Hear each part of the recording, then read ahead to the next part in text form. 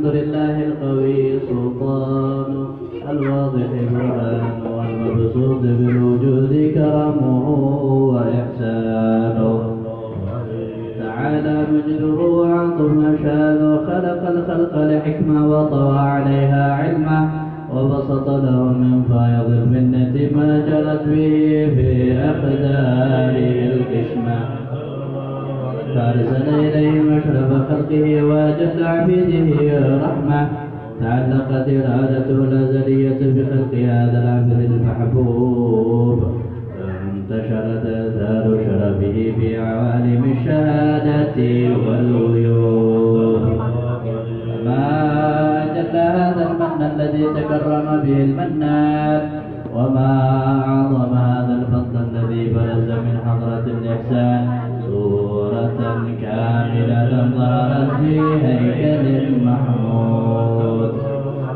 تعطرت بوجودها أكناف الوجود وبرزت برد العوالم بالدراج التكريم اللهم صل وسلم الصلاة والتسليم على سيدنا ونبينا محمد المدعوث الرحيم اللهم صل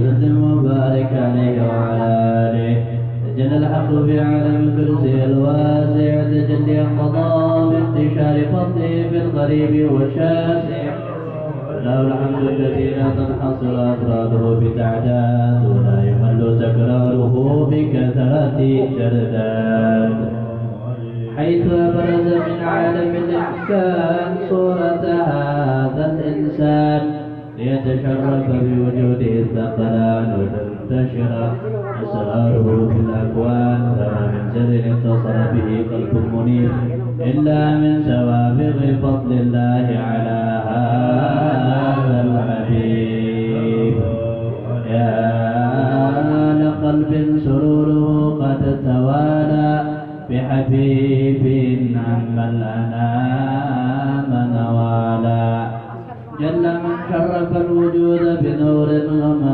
غمر الكون بهجته وجمالا فاترقى في الحسن على مقام وتناهى بمجده وتعالى لاحظته العيون بما اجتلته بشرا كاملا يزيح الضلالا وهو من فوق علم ما كثرت رفعة في شهوده وكمالا فسبحان الذي أبرز من حضرة الامتنان ما يعجز عن وصفه اللسان ويحار في تعقل معانيه الجنان انتشر منه في عالم البطون والظهور ما مدى الوجود الخلق نور فتبارك الله من إله كريم بشرتنا آياته في الذكر الحكيم ببشارة لقد جاءكم رسول من أنفسكم عزيز عليه ما عنتم حريص عليكم بالمؤمنين رؤوف رحيم فمن فاجأت هذه البشارة وتلقاها بقلب سليم فقد هدي إلى صراط مستقيم اللهم صل وسلم على سيدنا ونبينا محمد اللهم صل وسلم وبارك عليه وصل وسلم أشهد أن لا إله إلا الله وحده لا شريك له شهادة يعرف بها الإنسان عما تضمنه الجنان من التصديق بها والإذعان تثبت بها الصدور من الإيمان قواعده وتلوح على أهل اليقين سر ذلك الإذعان والتصديق شواهده وأشهد أن سيدنا محمدا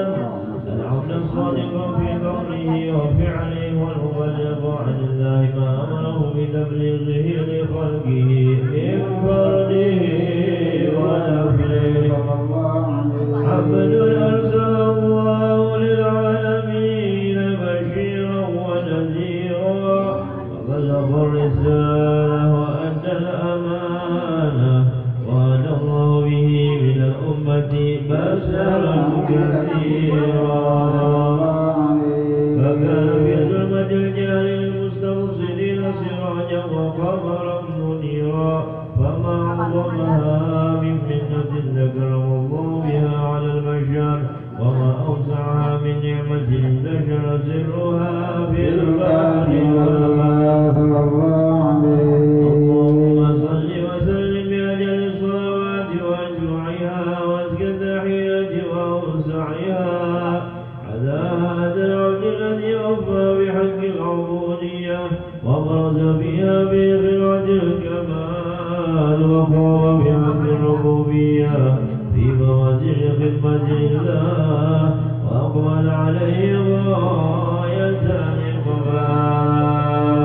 صلاة يسر بها الروح وصل عليه صلاة يسر بها الروح وصل عليه صلاة يسر بها الروح وصل عليه فينبسل في قلبه ويسر التعلق به وحبه ويبدأ بها بعناية الله في حزبه وعلى آله وصحبه الذين اتقوا صهوة المجد بقربه وتبيعوا بها شرف أصله بوجهه وحبه ما أعد الأقوال من أجل ذكراه والنسير. اللهم صل وسلم واشرف الصلاة ونسير على سيدنا ونبينا محمد الرؤوف الرحيم.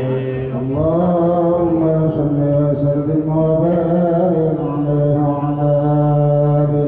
أما بعد فلما تعلق الرسول في علم القديم ظهور أسرار تخصيص البشر الكريم بالتقديم والتكريم نفذت القدرة الباهرة بالنعمة الواسعة والمنة الغامرة. فانفلقت ليلة التصوير في العالم المطلق الكبير عن جمال مشهود بالعين بالوصف الكمال المطلق والحسن التام والزين. فتنقل ذلك الجمال الميمون في أصلاب الكريمة والبطون فما من صلب الضمة إلا وتمت عليه من الله النعمة. فهو القمر التام الذي يتنقل في بروجه ليتشرف به موت استقراره وموت خروجه. وقد قلت الأقدار وسريت بما قلت وأزهرت من سر هذا النور ما أزهرت وخصصت به من خصصت. فكان مستقره بالأسلاب الفاخرة والأرحام الشريفة الطاهرة حتى برز في عالم الشهادة بشرا ذاك البشر. وجوه الحي أرفع ظهوره وبار فتعلق همة الراكب من هذه الحروف بأن يقوم بها يلقى الله سماه ولديه من عجائب ذلك النور معروف. وإن كانت الرسل بمعشر أوصاف ذلك موصوف تشويقا للسامعين من خواص المؤمنين وترويحا للمتعلقين بهذا النور المبين. وإلا فأن تعرف الأقلام عن شؤون خير الأنام ولكن السدينة فيما حفظته من سير أشرف المخلوقين وما أكرمه الله به في موعده من الفضل الذي عم العالمين. وبقيت رؤيته بالقول منشورة العلام من الأيام والشهور والسنين داعي التعلق بهذه الحضرة الكريمة ولا عند شوق إلى سمع أوصاف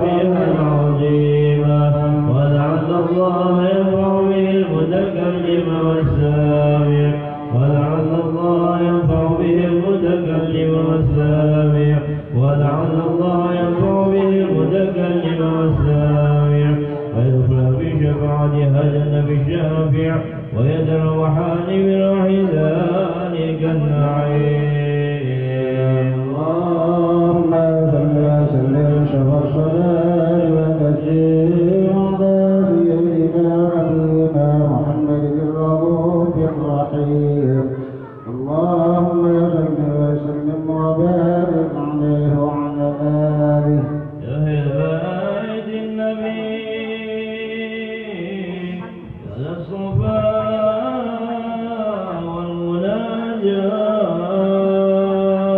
والمناجاة بخيل من حبكم يصبر بما قدم الله في رضا ربي يمشي في صباحه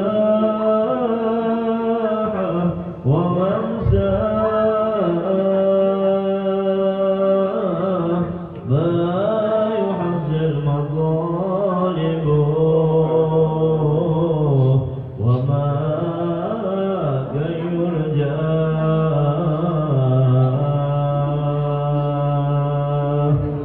كل من حبكم يهناه يهناه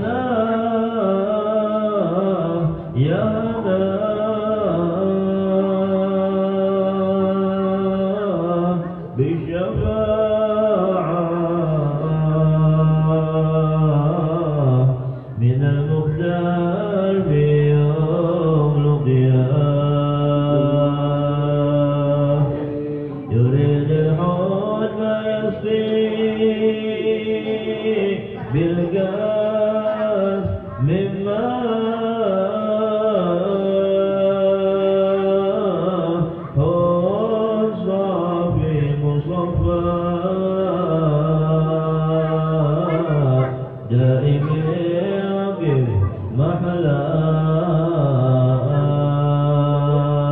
محلاه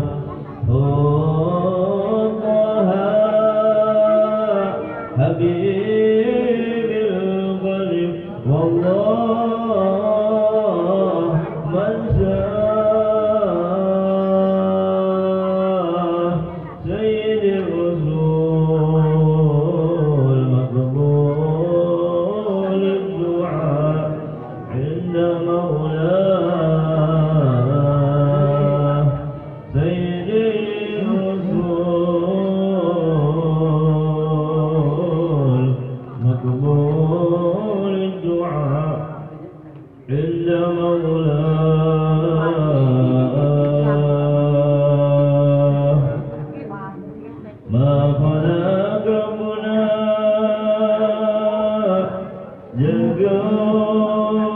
جلقون لولا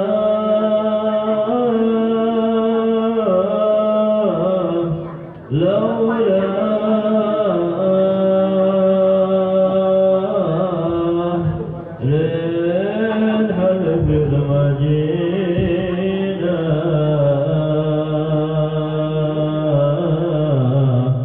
يعتكف في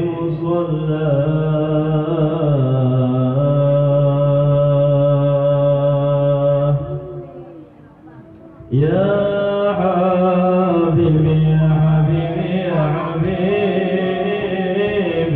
غير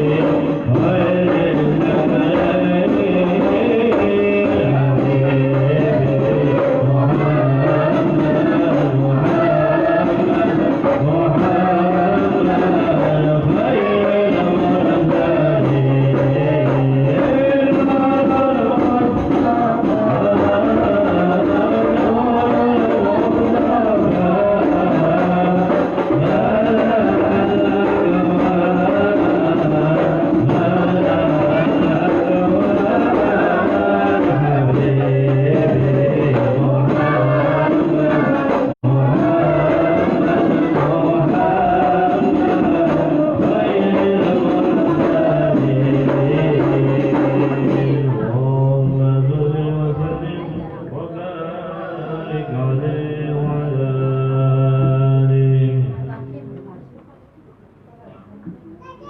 صل وسلم وبارك عليه وعلى آله وقد آن يقبل من يخذ ما حركته فيه الأنامل مما استفاد وفهو من صفات هذا العبد المحبوب الكامل والشمائل التي يحزن الشمائل وهنا حسنا نثبت ما بلغ إلينا في شأن هذا الحبيب من أخبار وآثار ليتشرف بكتابة القرآن الخاص ودلتها بحدائق الأسماع والأبصار وقد بلغنا في الأحاديث المشهورة أن أول شيء خلقه الله هو النور المولع في هذه السورة فنور هذا الحبيب أول مخلوق برزا في العالم ومنه تفرع الوجود خلقا بعد خلق فيما حدث وما تقدم وقد أخرج عبد الرزاق بسند عن جابر بن عبد الله الأنصاري رضي الله عنهما قال قلت يا رسول الله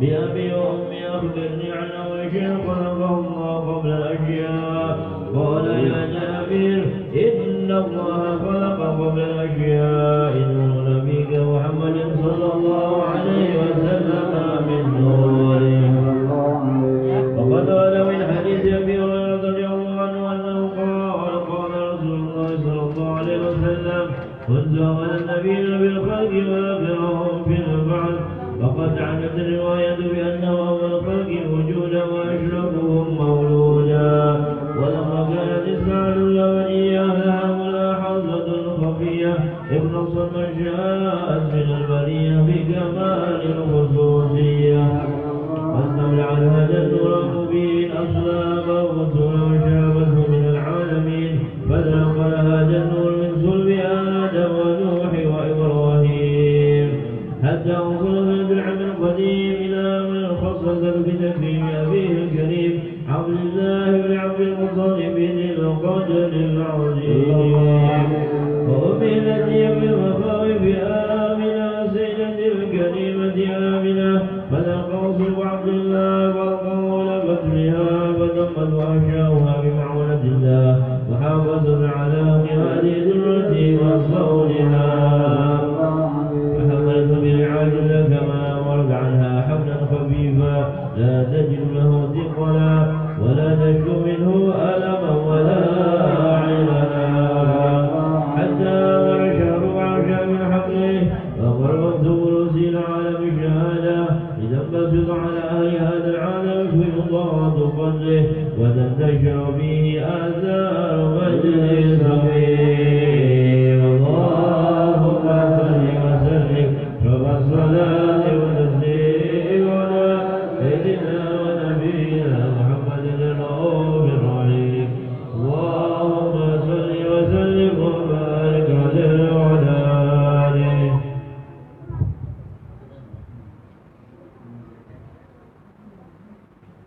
وبارك عليه وعلى آله ومن عليك به هذه الذرة المكنونة والجوهرة المصونة والكون كله يصبح ويمسي في سرور وابتهاج بقرب ظهور إشراك هذا السراج والعيون متشوفة إلى بروزه متشوقة إلى ابتكار جواهر كنوزه وكل دابة بقريش نطقت بفصح العبارة معلنة بكمال البشارة وما من حامل حملت في ذلك العام لا أتت بحملها بغلام بركاته وسعادته هذا الإمام ولم تزل الأرض والسماوات متضمخة بأثر الفرح بملاقاة أشرف البريات وبروزه من عالم الخفاء إلى عالم الظهور بعد تنكره في البطون والظهور فأظهر الله في الوجود بهجة التكريم وبسط بالعالم الكبير مائدة التشريف والتعظيم ببروز هذا البشر الكريم اللهم صل وسلم واشرف الصلاة والتسليم على سيدنا ونبينا محمد الرؤوف الرحيم اللهم صل وسلم وبارك عليه وعلى اللهم صل وسلم وبارك عليه وعلى آله وحين فرض وضع هذا الحبيب على السماوات والأرضون ومن فيهن الرحيم وأمطار الجود الإلهي على أهل الوجود تثيج ألسنة الملائكة بالتبشير للعالمين تعيد سبحان الله ولا إله إلا الله الله أكبر سبحان الله الحمد لله ولا إله إلا الله الله أكبر سبحان الله إلا الله الله والقدرة كشفت قناع هذا المستور ليبرز الملوك كاملا في عالم الظهور نورا فاق كل نور وأنفذ الحق حكما على من أتم الله عليه النعمة من خواص الأمة أن يحضر عند وضعه أمة تأنيسا لجنابها المسعود ومشاركة لها في هذا السباق الممدود فحضرت بتوفيق الله سيدة مريم وسيدة آسية ومعهما من الحور العين قسم الله له من الشرف في القسمة الوافية فأتى الوقت الذي رتب الله على حضوره وجود هذا المولود فانفلق صبح الكمال من النور عن عمود وبرز الحامد المحمود مذعنا لله بالتعظيم والسجود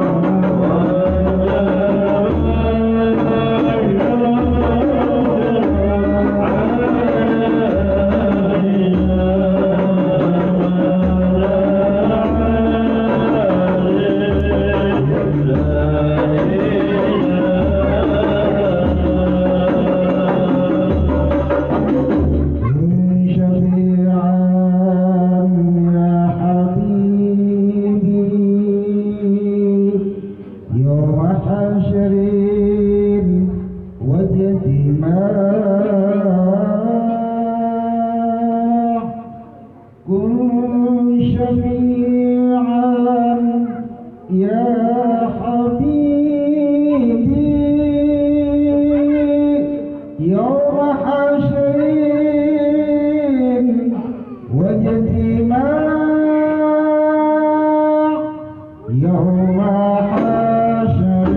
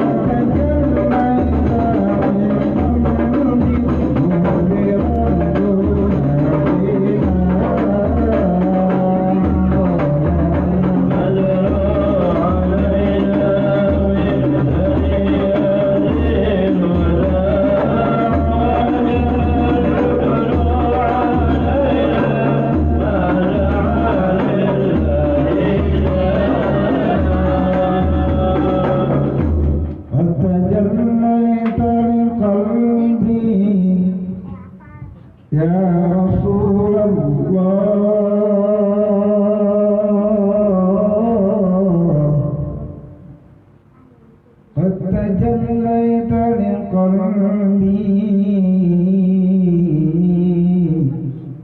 يا حبيب الله قد تجليت وقد ظهرت وقد ملأت قلبي يا روحي قد ملأت قلبي وجسدي يا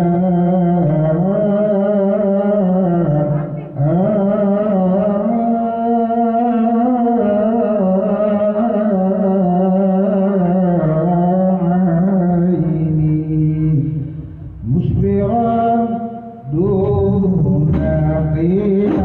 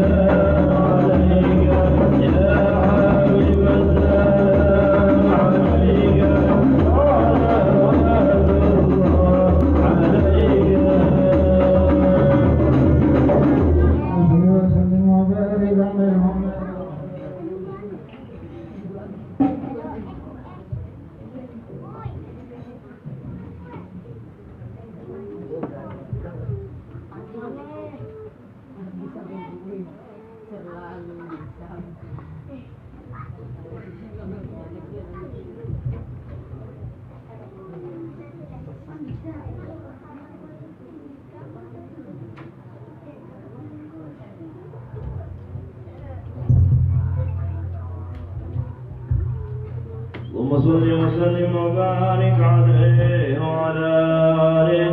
ولقد اتصف صلى الله عليه وسلم من محاسن الأخلاق بما تضيق عن كتابته متون الأوراق. كان صلى الله عليه وسلم أحسن الناس خلقا وخلقا، وأولهم إلى مكارم الأخلاق سبقا، وأوسعهم بالمؤمنين حلما ورفقا. بل لا يقول ولا يفعل إلا معروفا.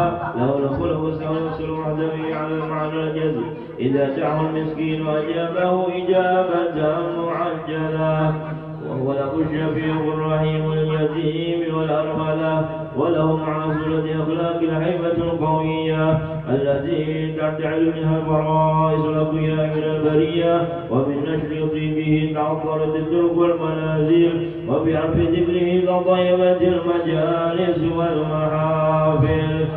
وهو صلى الله عليه وسلم جامع الصفات الكمالية والمنفرد في خلقه وخلقه بأشرف الخصوصية. فما من خلق في البرية محمود إلا وهو متلقى عن زين الوجود. أجمعت في وصف الحبيب وشأنه، وله العلا في مجده ومكانه. أوصاف عند بل تعالى مجدها أبدا على نجم السهام عنانه. وقد انبسط القلم في تلوين ما أفاده العلم من وقائع مولد النبي الكريم، وحكاية ما أكرمه الله به هذا العبد المقرب من التكريم والتعظيم والخلق العظيم.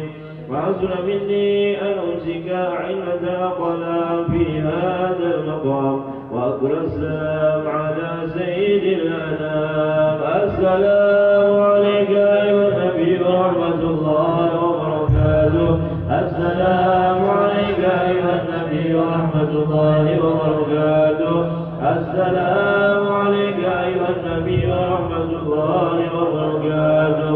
وبذلك يحضر قلبك ما يحضر التقدير، وعليه أفضل الصلاة والتسليم. اللهم صل وسلم أشرف الصلاة والتسليم على سيدنا ونبينا محمد الرؤوف الرحيم. اللهم صل وسلم وبارك عليه وعلى آله. بسم الله الرحمن الرحيم. الحمد لله رب العالمين، والصلاة والسلام على أشرف الأنبياء والمرسلين سيدنا ومولانا محمد وعلى آله وصحبه أجمعين. ولما نظم الفكر من هذه الأوصاف المحمدية عقودا، توجهت إلى الله متوسلا بسيدي وحبيبي محمد صلى الله عليه وآله وسلم أن يجعل سعيي فيه مشكورا وفعلي فيه محمودا، وأن يكتب عملي في الأعمال المقبولة وتوجهي في التوجهات الخالصة وصلات الموصولة. اللهم يا من إليه تتوجه الأعمال فتعود ظاهرة، وعلى باب عزته تحت الرحال فتغشاها منه الفيوضات الغامرة. نتوجه إليك بأشرف الوسائل لديك سيد المرسلين عبدك الصادق الأمين سيدنا محمد الذي عمت رسالته العالمين، أن تصلي وتسلم على تلك الذات الكاملة مستودع أمانتك وحفيظ سرك وحامل راية دعوتك الشاملة، النبي الأكبر المحبوب لك والمخصص بشرف الأفخار في كل موطن من مواطن القرب ومظهر. قاسم امدادك في عبادك وسقي كوس إرشادك لأهل ودادك سيد الكونين وأشرف الثقلين الأصل المحبوب الخالص المخصوص منك بأجل الخصائص. اللهم صل وسلم عليه وعلى آله وأصحابه وأهل حضرة اقترابه من أحبابه. اللهم إنا نقدم إليك جاه هذا النبي الكريم، ونتوسل إليك بشرف مقامه العظيم أن تلاحظنا في حركاتنا وسكناتنا بعين عنايتك، وأن تحفظنا في جميع أطوارنا وتقلباتنا بجميل رعايتك وحصين وقايتك، وأن تبلغنا من شرف القرب إليك وإلى هذا الحبيب غاية آمالنا، وتتقبل منا ما تحركنا فيه من نياتنا وأعمالنا، وتجعلنا في حضرة هذا الحبيب من الحاضرين، وفي طريق اتباعه من السالكين، ولحقك وحقه من المؤدين، ولعهدك من الحافظين. اللهم إن لنا أطمعا في رحمتك الخاصة فلا تحرمنا، وظنونا جميلة هي وسيلتنا إليك فلا تخيبنا. آمنا بك وبرسولك وما جاء به من الدين، وتوجهنا به إليك مستشفعين أن تقابل المذنب منا بالغفران، والمسيء بالإحسان، والسائل بما سأل، والمؤمن بما أمل، وتجعلنا ممن نصر هذا الحبيب وحببه ووازره وولاه وظاهره، وعم ببركته وشريف وجهته أولادنا ووالدينا وأهل قطرنا ووادينا وجميع المسلمين والمسلمات والمؤمنين والمؤمنات في جميع الجهات، وأدم راية الدين القويم في جميع الأقطار منشورة، ومعالم الإسلام والإيمان بأهلها معمورة معنى وصورة، واكشف اللهم كربة المكروبين، واقضي دين المدينين، واغفر للمذنبين، وتقبل توبة التائبين، وانشر رحمتك على عبادك المؤمنين أجمعين، وفي شر المعتدين والظالمين، وابسط العدل بولاة الحق في جميع النواحي والأقطار، وأيدهم بتأييد من عندك ونصر على المعاندين من المنافقين والكفار، واجعلنا يا رب بالحسن الحصين من جميع البلايا، واجعلنا يا رب بالحسن العظيم من جميع البلايا، واجعلنا يا رب بالحسن العظيم من جميع البلايا، وبالحرز المكين من الذنوب والخطايا، وأدمنا بالعمل بطاعتك وصدق في خدمتك قائمين، وإذا توفيتنا فتوفنا مسلمين مؤمنين، واختم لنا منك بخير أجمعين. وصل وسلم على هذا الحبيب المحبوب للأجسام والأرواح والقلوب، وعلى آله وصحبه ومن إليه منسوب، وآخر دعوانا الحمد لله رب العالمين. سبحان ربك رب العزة عما يصفون، وسلام على المرسلين، والحمد لله رب العالمين. إن الله وملائكته يصلون يا أيها الذين آمنوا صلوا عليه وسلموا تسليما. الصلاة والسلام عليك يا سيد المرسلين، الصلاة والسلام عليك يا خاتم النبيين، الصلاة والسلام عليك يا رسول الله ورحمة للعالمين، ورضي الله تعالى عن رسول الله أجمعين. آمين. صلاة الفاتحة.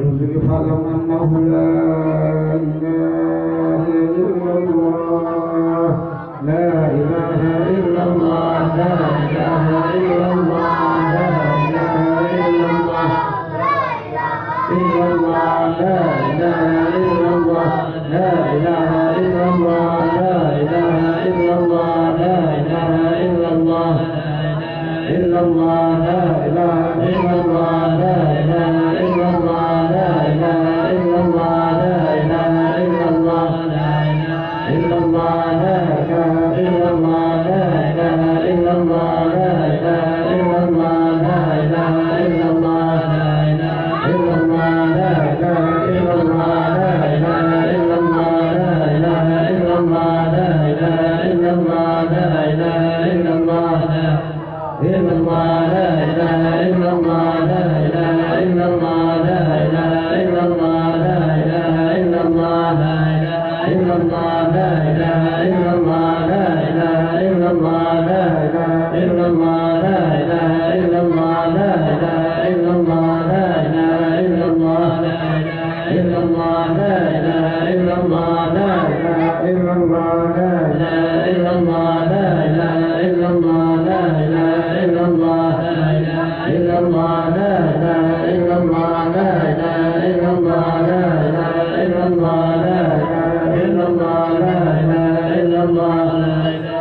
إلا الله لا إله إلا الله لا إله إلا الله لا إله إلا الله لا إله إلا الله لا إله إلا الله لا إله إلا الله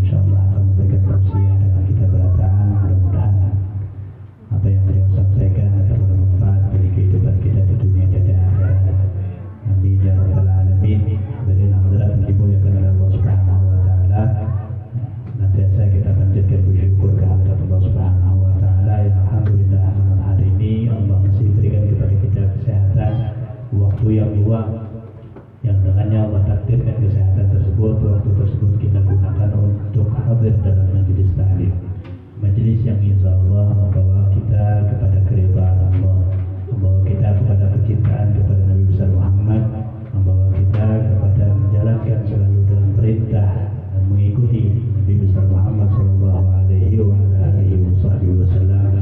Dan mudah-mudahan dalam ikutnya kita, dalam menjalankannya kita, dalam taatnya kita kepada Allah dan Rasulullah dapat mengumpulkan kita bersama baginda Rasulullah sallallahu alaihi wasallam di surga kelak. Amin ya rabbal alamin. Insyaallah berbahagia manfaat. Kita langsung saja dengarkan ceramah agama dan nasihat agama yang akan disampaikan oleh guru kita yang mulia Habib Hashim Abdullah Syarul Bukhari bin Salim. Waktu ditentukan ke persilakan. Allahumma shalli ala sayyidina Muhammad. Assalamualaikum warahmatullahi taala wabarakatuh. Alhamdulillahirabbil alamin hamdan wa syukuran wa yukafi'u mazida. Allahumma shalli wa sallim wa barik ala sayyidina Muhammad al-fatih lil-maghrib wal khatim lima sabaq nasir al-haq bil haq wal hadi ila siratikal mustaqim sallallahu alaihi wa ala alihi wa sahbihi hatta qadrihi wa miqdarihi al-azim. Ba'du. Saya cintai, saya hormati, saya muliakan para sesepuh,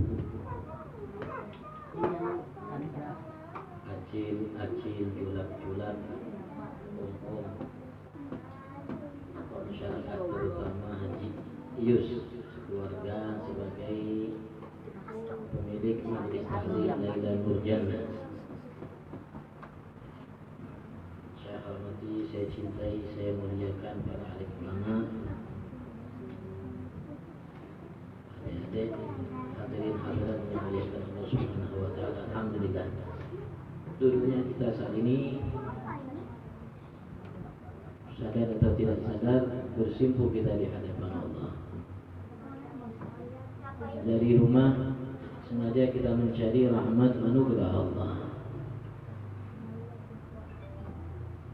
Di salah satu taman daripada taman surga Allah, di tempat yang kita berusaha mencari apa yang terbaik yang pernah diwariskan oleh para Rasulullah, guna menjadi semata hamba Allah. Mudah-mudahan sebab berkahnya Allah berkenan menyempurnakan segala nikmatnya kepada kita dan menjadikan kita sebagai hamba yang pandai mensyukuri segala nikmatnya. Allahumma amin. Dan senantiasa salawat salam Allah limpahkan ke hadirat junjungan agung kita Nabi besar Muhammad sallallahu alaihi wasallam, yang sebab karena beliau kita dikumpulkan oleh Allah di tempat sini saat ini, waktu ini, detik ini. Sekeluarganya, para sahabatnya, para pengikut dan para pencintanya, harapan mudah-mudahan semua kita digolongkan oleh Allah sebagai pengikut dan pencinta Nabi kita Muhammad. Allah jadikan kita yang dicintainya, dicintai oleh Nabi Muhammad. Mudah-mudahan Allah berkenan masukkan kita ke dalam surga bersama Nabi Muhammad sallallahu alaihi wasallam. Amin. Allahumma amin. Amin. Allahumma amin. Kita telah bacakan maulid yang agung yang mulia. Bacaan yang alhamdulillah sudah puluhan tahun kita duduk bersama, bahkan ada setiap minggu, bahkan ada yang hampir setiap malam duduk mendengarkan bacaan maulid. Sampai sekarang tidak pernah seorang pun di antara kita mengatakan bosan. Terus kita dibacakan maulid, mendengarkan maulid. Mudah-mudahan setiap kali kita dari rumah sengaja hadir di majelis, di situ dibacakan maulid, kita betul-betul menyimaknya dan kita betul-betul membacanya, agar apa yang dituangkan oleh pengarang maulid itu sampai ke lubuk hati yang paling dalam. Karena mereka sampaikan maulid ini dari lubuk hati mereka yang paling dalam. Ulama kita mengatakan apa yang keluar, ma kharaj minal galab yasid idal galab wa ma kharaj minal lisan ma jawazal adhan. Setiap sesuatu yang disampaikan, kalau yang hanya menyampaikan itu dari lisannya, bukan dari hati, maka insya Allah tidak akan melampaui telinganya. hanya sekedar sampai ke telinga, selesai itu habis. Tapi kalau sesuatu disampaikan dari hati, maka insya Allah pasti akan sampai ke hati.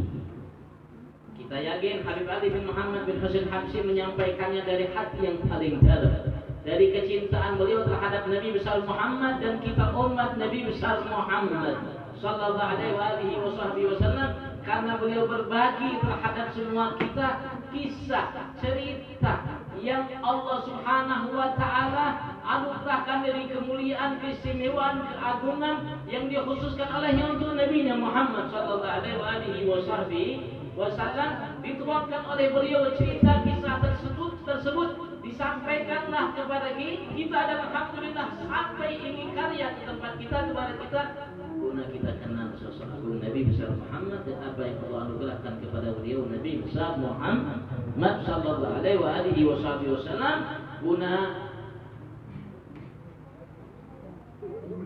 menjadi sempurna iman kita. Karena kita dapatkan selalu Allah Subhanahu wa taala janjikan kebaikan, dan Allah Subhanahu wa taala panggil untuk memerintahkan sesuatu kepada hamba, kepada mereka yang beriman. Mereka yang beriman. Bahkan Al-Quran yang Allah Subhanahu wa taala turunkan kepada Nabi kita Muhammad, untuk kita sebagai umat Nabi Muhammad, yang menjadi sumber segala sesuatu kebaikan buat kita, sumber informasi, sumber pengetahuan, sumber rahasia, sumber hikmah, sumber kebaikan, sumber segalanya. Allah menyatakan dzalikal kitabul la raiba fihi hudal lil muttaqin alladzina yu'minuna bil ghaib.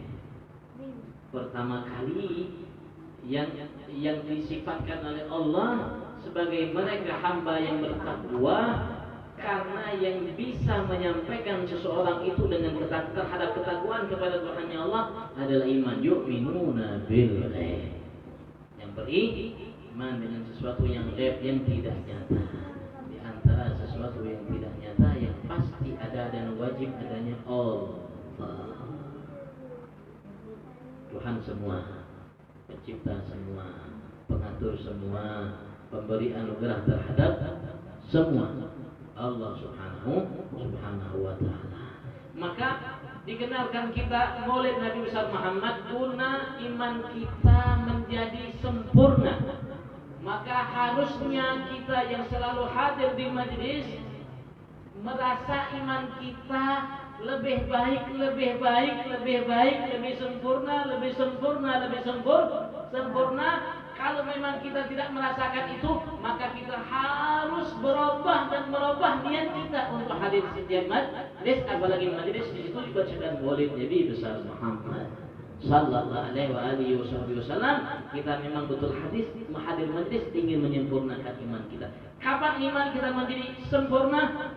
Rasulullah sallallahu alaihi wasallam telah menyatakan kepada kita, la yaminu ahadukum hatta akuna habba ilaihi min walidihi wa waladihi wan nasi ajma'in. Tidak akan menjadi beriman dan tidak akan menjadi sempurna iman seorang di antara kalian sehingga ia jadikan aku lebih dicintainya, melebihi cintanya kepada anaknya, orang tuanya, dan semua manusia yang ada, termasuk dirinya sendiri. Lebih dari hartanya, lebih daripada jabatannya, lebih daripada kedudukannya, lebih dari segalanya, cintanya kepada Nabi besar Muhammad sallallahu alaihi wasallam. Maka kala itu, ketika itu, detik itu, iman kita akan menjadi sempurna. Dan sempurna iman itu ada di atasnya yang lebih sempurna. Kalau sudah di atas sempurna, ada lagi yang di atas yang lebih sempurna. Karena itulah dulu yang kita di tempat ini tidak pernah merasa bosan kita. Kenapa? Karena guna untuk menyempurnakan iman kita. Jadi kalau memang tidak, maka kita harus nanti setelah ini hadir majlis mendengarkan maulid dengan sepenuh hati. Dari kalimat al-ghazam al-wahwa syahid. Harus kita dengarkan dengan telinga kita dan kita simak dengan hati kita bacaan yang dibaca oleh yang membaca maulid. Karena mereka hanya namanya menyambung lisan. Karena ini bacaan dulu dibaca oleh pengarang maulid, mereka hanya penyambung lisan. Jadi kita dengarkan, kita simak guna sampailah apa yang mereka inginkan yang mereka sampaikan ke dalam hati kita, tiba-tiba tumbuh iman, tiba-tiba menjadi kuat iman, tiba-tiba menjadi sempurna iman. Kalau iman sudah sempurna, maka gampang kita melaksanakan firman Allah, laqad kana lakum fi Rasulillahi uswatun hasanah. Tauladan yang baik. Artinya selain tauladan dari Nabi Muhammad tidak baik. Kalau tauladan yang lebih baik berarti ada yang baginda Allah mengatakan uswatun hasanah, tauladan yang baik. Artinya selain tauladan Nabi Muhammad tidak baik. Guna itulah kita kumpul di tempat ini. Dari sini kita mendapatkan wejangan-wejangan ilmu-ilmu yang mengingatkan kita adalah hamba Allah Subhanahu wa taala, diutus oleh Allah untuk kita sebagai pembawa kebaikan, kebahagiaan, keselamatan bagi kita. Nabi besar Muhammad sallallahu alaihi wasallam yang diminta oleh Allah untuk setiap kita untuk mengikuti jejak langkahnya. Sampai Allah Subhanahu wa taala menyatakan kepada kita, "Qul in kuntum tuhibbunallaha fattabi'uni yuhibbukumullah." Katakan wahai kekasih Muhammad, jika kalian adalah hamba-hamba yang cinta kepada aku Allah, katakan kepada mereka, fattabi'uni, ikutilah aku yaitu Muhammad. Kalau memang cinta kita kepada Allah betul, maka Allah perintahkan kita yang mengaku cinta kepada Allah untuk mengikuti Nabi besar Muhammad. Dengan mengikuti Nabi besar Muhammad, yuhibbukumullah, Allah akan mencintai kalian. Di antara yang dibawa oleh Nabi besar Muhammad dan yang diperintahkan oleh Allah Subhanahu wa taala, dan ini merupakan salah satu sifat Allah, sifat-sifat hamba yang dimuliakan oleh Allah, dari utusan Allah, Nabi Allah dan penerus mereka adalah sifat dermawan. Sifat dermawan, al-karam wal jud. Dermawan, dermawan. Allah al-muti, zat yang maha memberi. Bagian daripada dermawanan. Allah al-karim, zat yang maha dermawan. Al-jud, al-wahhab, al-man dan lain sebagainya. Dari sifat-sifat Allah yang banyak. Ar-Rahman, Rahim merupakan sifat pemberi rahmat, dermawan. Begitu juga Nabi besar Muhammad sallallahu alaihi wasallam. Dia adalah orang yang luar biasa dermawannya. Rasul sallallahu alaihi wasallam kalau sudah mengeluarkan sesuatu, mengeluarkan seakan-akan seperti seseorang yang tidak takut pagi. Dalam Maulid Haji, tapi tadi tidak dibacakan pasalnya, pasal wahai tasyaratul asma bi istiqbal hadal habibil mahbub. Di situ dinyatakan sifat Nabi besar Muhammad dari syair yang banyak. Sayyidun dihawad tabassum wal masyhur huwaina wa namuhu lighfa'u man siwa khulqihin nasim wa la ghayru muhayyahu rawdatul ghanna'u rahmatun kulluhu wa hasmun wa izmun wa bagarun wa ismatun wa haya'u mu'jizul gawri wal fi'ali karimul khalqi wal khulqi muqsitun mi'ta'u. Mi'ta' seorang yang banyak memberi. Orang yang banyak memberi. Rasul sallallahu alaihi wasallam adalah seorang yang dermawan dan orang yang paling dermawan yang ada. Karena beliau kalau sedang memberi seperti seseorang yang tidak takut fakir. Yu'ti man la yu'ti ata'an man la yakhshal faqr. Beliau ketika memberi seperti orang yang tidak takut fakir. Karena beliau kalau memberi tidak sedikit. Ada ketika beliau sedang bertemu dengan seseorang, wallahu a'lam dia sudah muslim atau belum muslim, di suatu tempat yang cukup tinggi, ini agak ke atas, ada kambing satu lembah. Kambing satu lembah. Lembah itu daratan di bawah, di antara kedua gunung namanya lembah. Bahasa Arabnya wadi.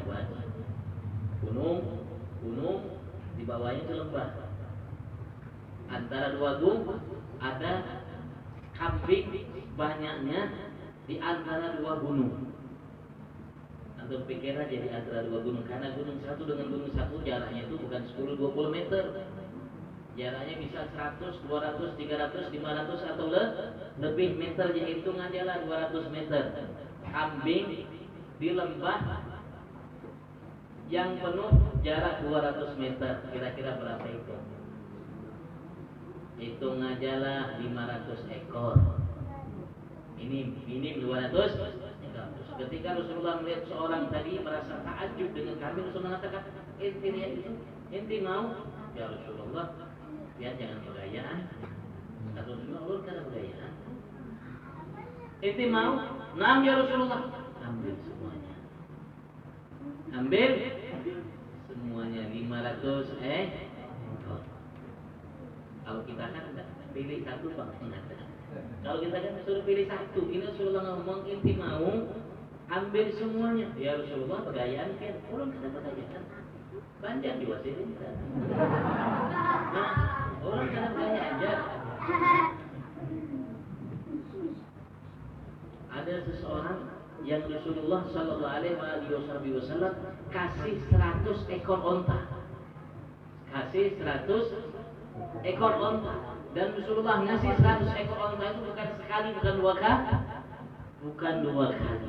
100 ekor onta. Kalau kita kan ya pilih salah satu bang yang halus saja dengan ganar ya.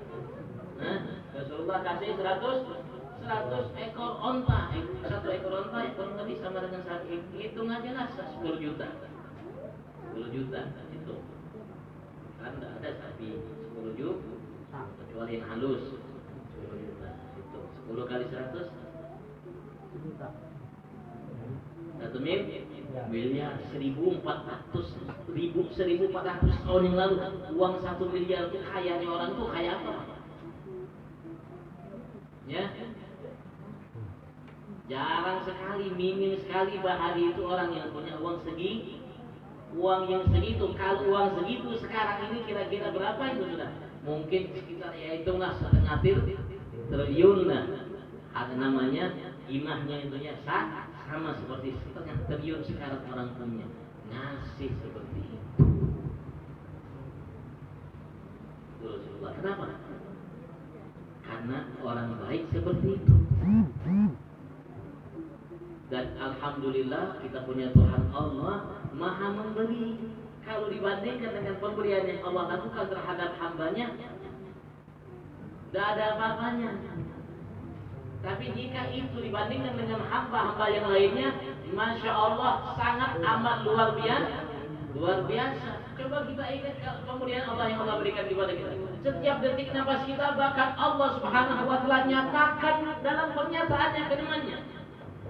Wa asbagha alaikum ni'amahu zahiratan wa batinah. Dalam kalimat lain Allah mengatakan wa atakum min kulli ma sa'altumuhu wa in ta'udu ni'matallahi la tuhsuha.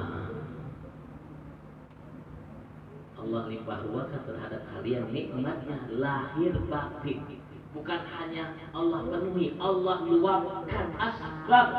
Meluap bahasa kita itu meluap banjir, bahasa kita itu banjir. Nikmat Allah itu luar biasa. Setiap detik nafas kita, dimanapun kita, siapapun kita, apapun profesi kita, bahkan kalau kita lihat dari namanya yang ada dalam tubuh kita, sebagaimana Allah firmankan, wa fi anfusikum afala tubsirun, dalam diri kalian apa kalian tidak melihat? Kalian merupakan tanda-tanda keagungan kebesaran Allah Subhanahu wa Ta'ala. Setiap anggota tubuh yang besar punya saraf-saraf, dan ada saraf juga yang halus. Kalau dilihat saraf mata ini jumlahnya lebih 1 miliar saraf. Untuk matanya jumlah sarafnya lebih dari 1 miliar saraf yang memberikan masukan asupan kebutuhan saraf yang 1 miliar itu Allah. Lain saraf yang lain. Ini biasa ada sarafnya sehingga tangan kita, kaki kita semuanya baik, bagus, sesuai dengan yang kita inginkan. Semua ada saraf, dan saraf yang ada dalam tubuh kita ini miliaran saraf. Ternyata setiap detik nafas Allah anugerahkan kepada kita miliaran nikmat, tapi kita lupa. Dan alhamdulillah Allah Subhanahu wa Ta'ala ketika Ia perintahkan kita untuk kita memberi. Nabi besar Muhammad sallallahu alaihi wasallam ketika ia perintahkan kita untuk bersedekah, memberi.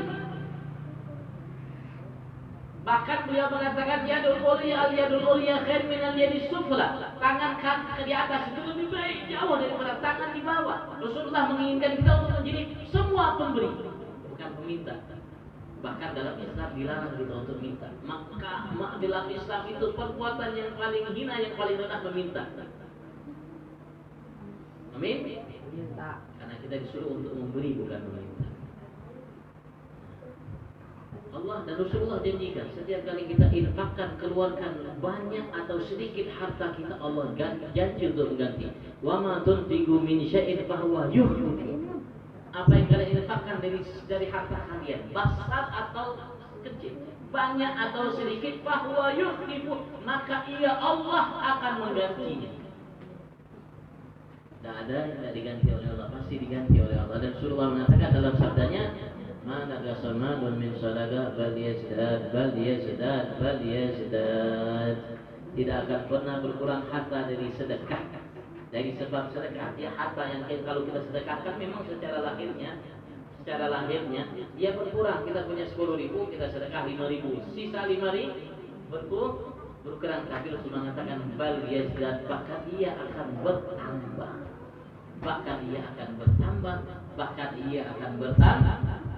Allah kalau sudah ganti tidak sama, Allah ganti paling minim 10 kali lipat.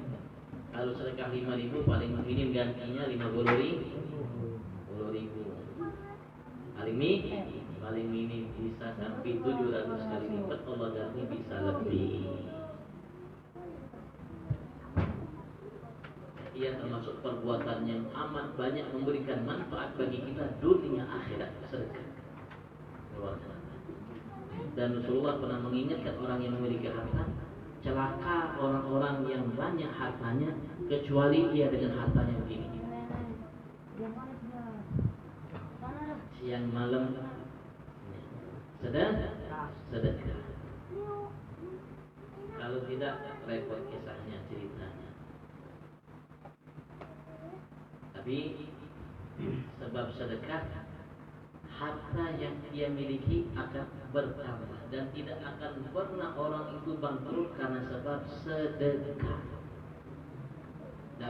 Tidak akan pernah orang itu bangkrut karena sebab sedekah. Bahkan kita diwajibkan oleh Allah untuk sedekah wajib, namanya zakat.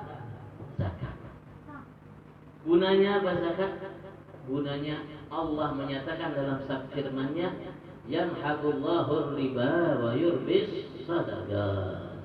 Allah akan hancurkan, habiskan harta yang didapat dari perbuatan riba, dan Allah akan meribakan harta dari zakat. Harta itu dizakati banyak. Kalau dizakati makin banyak. Allah berjanji bukan janji manusia.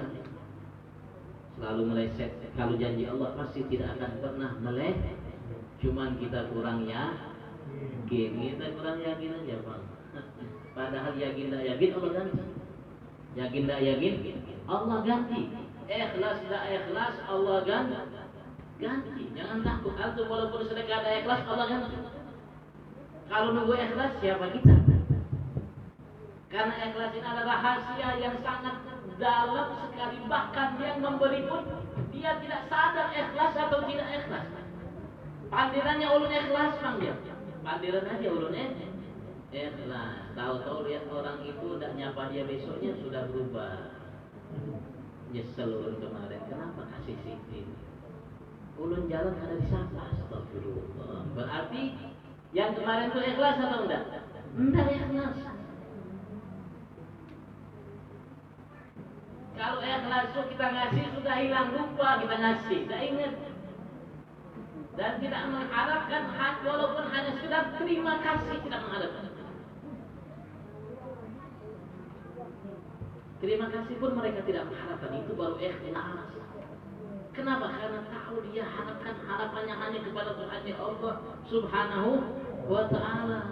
Karena yang mampu untuk membalasnya sebaik-baik balasan hanya Allah. Kalau manusia, ya manusia. Walaupun tidak ikhlas Allah ganti. Cuma kalau mau dapat pahala harus dapat pahala lain lagi. Kalau dapat pahala harus ikhlas. Tapi kalau mau ganti 1 ganti 10 atau lebih, walaupun tidak ikhlas Allah ganti. Cuman gantinya kadang-kadang tidak sama. 5.000 kita ganti langsung 50.000. Kadang-kadang tidak diganti 50.000 uang, tapi diganti dengan keselamatan. Harusnya dia jalan tadi, kakinya tergelincir sehingga kencot. Tahu kencot? Nah, keseleo. Itu bahasa apa kencot? Nah, bahasa Palembang sama berasanya kencot ya. Alhamdulillah karena sebab 5.000 tidak jadi tergelincir, tidak jadi keseleo. Cuman kalau keseleo kan repot, tidak cukup 1 kali ke tukang urut. Sekali ke tukang urut ya paling minim 50.000. Paling minim. Jadi Allah berikan berbagai macam cara Allah. Kalau tidak anak kita, kalau tidak istri kita, kalau tidak keluarga kita, kalau tidak Allah jauhkan kita dari musibah. Kalau tidak Allah Subhanahu wa taala senangkan hati kita dan lain sebagainya. Pasti ganti Allah itu karena Allah sudah janji, Rasulullah sudah janji, tidak mungkin meleset janji Allah dan Nabi kita Muhammad sallallahu alaihi wasallam. Dan ini harus dibiasakan. Harus dibiasakan dari kecil, dari sedikit. Dari kecil, dari sedikit. Jangan nanti kalau tembus, kalau cair. Biasanya itu kalau tembus cair lupa itu sudah. Nah, biasanya kapan ya sebelum tembus walaupun sedikit. Ya seadanya Allah tidak maksa yukallifu nafsan illa wus'ah. Allah tidak memaksakan, Rasulullah pun tidak memaksakan. Bahkan dia ingatkan istrinya Sayyidah Aisyah, ya Aisyah, ittaqin nar walau bisyikki tamrah. Ya Aisyah, jauhi dirimu, lindungi dirimu, selamatkan dirimu dari neraka Allah walaupun dengan sedekah sebelah sebutir kurma. Bukan sebutir itu bagi 2 lagi Bang. Nah, separuhnya kasihkan orang sedekah. Ini dengan sedekah separuh sebutir kurma itu bisa menjauhkan dirimu dari neraka Allah. Wahai Aisyah, itu balasan Allah. Itu yang disiapkan oleh Allah. Luar biasa. Memang kecil, memang sedikit. Tapi kalau kita lakukan memang karena Allah, tidak sedikit jadinya. Pasti besar. Tapi ini perlu pengorbanan. Kenapa? Karena manusia secara umum, secara rata Allah Subhanahu wa taala jadikan tabiatnya innal insana li rabbih lakanut wa innahu ala dzalika lasyahid wa innahu li hubbil khairi lasyadid. Sesungguhnya ia manusia li hubbil khair, kecintaannya terhadap segala kebaikan, lasyadid, amat sangat berat sekali. Allah bilang begitu. Li hubbil khair lasyadid. Ulama mengatakan al-khair itu apa? Al-khair itu al-mal, harta, tulus. Begitu juga kedudukan. Manusia itu cinta dengan tulus dan kedudukan amat sangat berat. Sudah tua masih caleg lagi. Sudah tua 60, 70 masih mau caleg. Bukan kafir. Kalau kafir ya maklum sudah. Ini muslim. Harusnya sudah Bang, tuanya sudah cukup ya di rumah aja baca Al-Quran, banyakkan salawat istighfar, tapi masih mau caleg. Kenapa? Karena manusia menganggap harta dulu itu segala kebaikan baginya.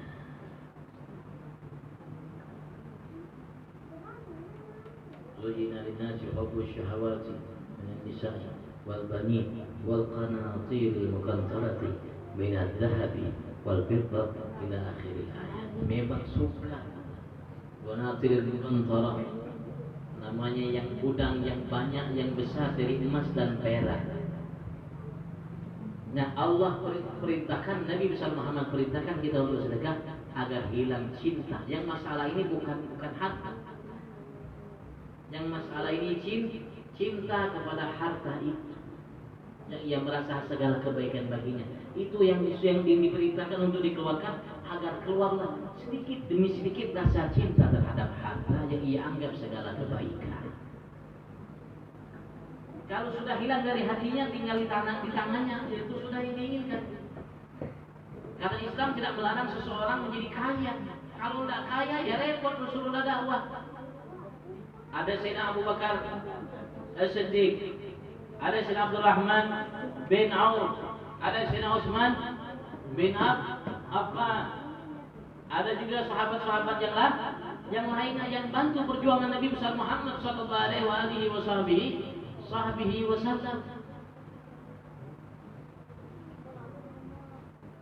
Dan Rasulullah sebagai contoh bagi mereka semua. Rasulullah sallallahu alaihi wasallam pada suatu ketika beliau menerima harta dari Bahrain banyak luar biasa. Rasulullah panggil sahabat, kumpul sahabat. Rasulullah bagi. Sayyidah Aisyah ngintip dari kamar rumah itu. Besok bisa makan. Kenapa? Rasulullah bagi duit.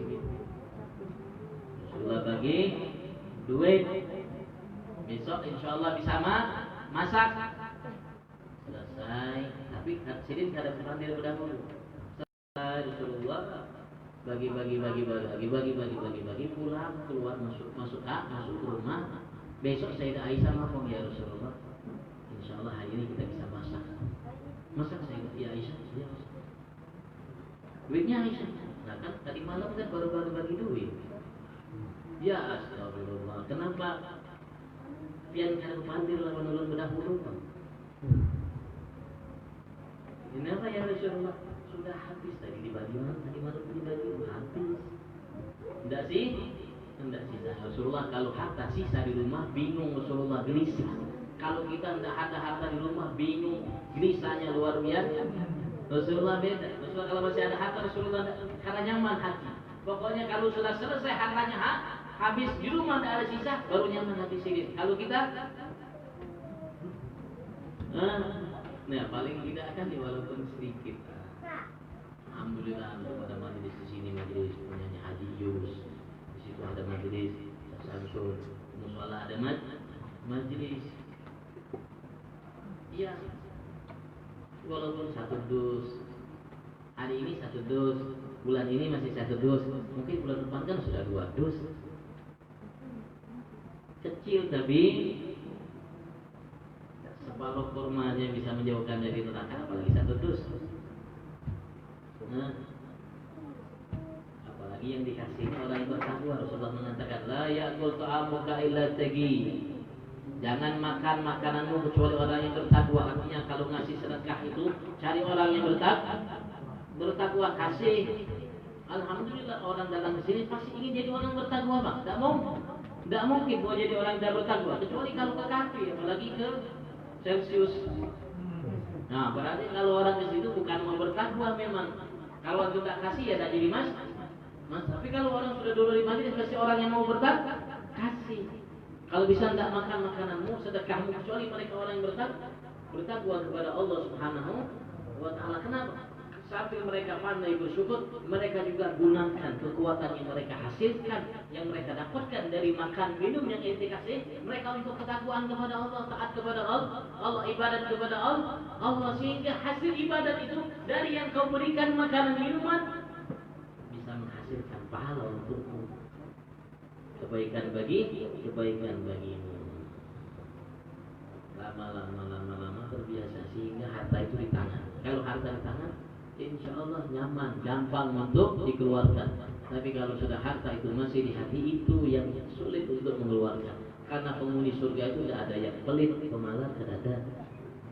Kalau masih pelit, dilempar dulu ke neraka, habiskan dulu pelit, sifat pelitnya baru masuk ke surga. Karena orang surga itu orang yang sahih, as-sahih, Habibullah. Orang dermawan itu kekasihnya Allah, bahkan kekasihnya semua hamba Allah, dekat dengan surga, jauh dari neraka. Yang pelit itu kekasihnya iblis, musuhnya Allah, musuhnya manusia, jauh dari surga, dekat dengan neraka. Digenggam, kentutnya aja digenggam. Kentutnya aja kadang kasih satu orang. Kentutnya aja kadang kasih satu orang. Saking pelitnya, la ilaha illallah. istilah aja itu istilah. Artinya sesuatu yang sebetulnya tidak berharga untuk dia, tidak membawa manfaat baginya, yang harusnya dia keluarkan dia tidak mau. Bahkan ada yang lebih dahsyat berat dari itu. Sudah dia tidak mau mengeluarkan, nyuruh orang tidak mau mengeluarkan juga, ngajak-ngajak orang juga. Inna lillahi wa inna ilaihi raji'un. Ya, biasakan, insya Allah engkau akan dapatkan hasilnya. Sedikit, tiba-tiba jadi banyak. Tiba-tiba di catatan Allah Subhanahu wa Ta'ala pahalanya agung besar. Rasulullah pernah mengatakan dalam sabdanya, dirham sebagai dirham, al-dirham. 1 dirham itu pahalanya lebih besar dari 1000 dirham. 1 rupiah pahalanya lebih besar daripada 1000 rupiah. Padahal 1 dibanding 1000 berapa persen, Pak? Bahkan Rasul mengatakan sebagai dirham mi'ata alf dirham. 1 dirham melampaui pahalanya 100.000 dirham. Allah yang memberikan, Allah yang ngasih. Ya, Allah Subhanahu wa Ta'ala ngasih sesuai dengan yang memberi. Ada yang memberi dengan senang hati. Visi nilainya tambah besar sahabatnya. Alhamdulillah, duduknya kita di majlis ini bukti Haji Yusni orang dermawan. Disiapkan air, disiapkan rumah, disiapkan tempat, disiapkan kipas angin, disiapkan semuanya, Pak. Disiapkan namanya, diberikan memang sengaja lampu yang terang, terang, nanti ada makanan lagi. Masya Allah, Masya Allah. Berarti orang dermawan, tanda orang dermawan. Kita juga harus seperti walaupun sedikit nanti insya Allah akan berikan ganti yang banyak. Kita pun mudah untuk memberikan yang banyak. Mudah Allah berkahi insya Allah. Majelis kita di malam hari ini Allah sempurnakan iman kita dengan cinta kepada Nabi besar Muhammad yang sempurna, dan mudah-mudahan dengannya Allah mudahkan langkah kita untuk mengikuti langkah beliau, menghidupkan sunnah beliau, dan selalu mengangkat derajat kedudukan beliau di atas kedudukan selain beliau dari hamba-hamba Allah yang dimuliakan oleh Allah, dan mudah-mudahan kita menjadi penerus beliau insyaallah. Mudah-mudahan Allah berikan semua kita, Haji keluarga kita semua yang hadir sehat afiat, jauhkan kita dari segala macam penyakit, wabah, musibah, virus, corona yang lebih dahsyat dari corona yang akan datang setelah corona. Mudah-mudahan Allah jauhkan, Allah lindungi kita, keluarga kita, famili kita, sahabat kita, kerabat kita, dan semua kaum muslimin. Dan Allah Subhanahu wa Ta'ala angkat derajat mereka yang mendapatkan musibah, mereka yang sudah meninggal kemarin, baru ini, dalam hari kemarin, minggu kemarin, saudara kita, kerabat kita, dan penjaga guru Sayyid Al-Habib Allah Muhammad Naufal bin Abdullah Al-Kab, Sayyid Umar bin Abu Bakar Al-Muqdha, dan lain sebagainya yang meninggal. Mudah-mudahan Allah angkat derajat kedudukan mereka, keluarga, kerabat Haji Yus, keluarga, kerabat kita, orang tua kita, famili kita, saudara kita, keluarga kita. Mudah-mudahan yang telah melalui kita Allah angkat derajat mereka, terutama yang tadi kita bacakan namanya tahlilnya. Mudah-mudahan Allah angkat derajat mereka, Allah jadikan kubur mereka taman daripada taman surganya, dan mudah-mudahan Allah tidak haramkan keberkahan mereka, terutama keberkahan Abah Guru Sukum untuk semua kita sebagai pencinta beliau, dan mudah-mudahan kebaikan yang beliau arahkan kepada kita, mudah-mudahan Allah mudahkan kita untuk melakukannya, dan mudah-mudahan apa yang beliau arahkan untuk kita lihat, mudah-mudahan Allah mudahkan kita untuk menjauhinya.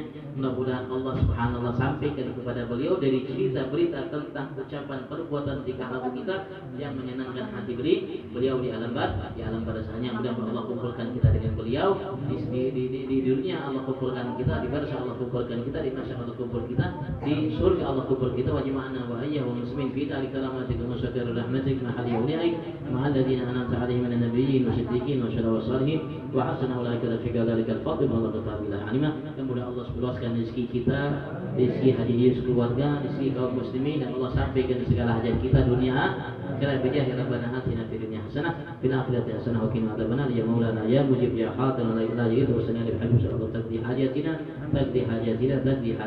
wa hajatil muslimin qarib. Sallallahu alaihi wasallam wa ala alihi wasallam bi fadli subhana rabbika rabbil izzati amma yasifun. Assalamu ala mursalin alhamdulillahi rabbil alamin. Assalamualaikum warahmatullahi wabarakatuh.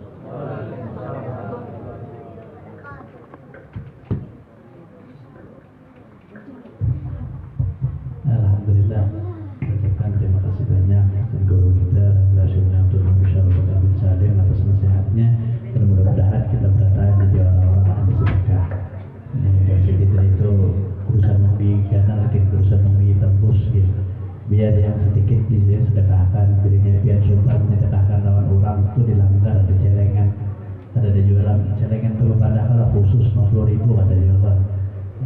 Apakah 1000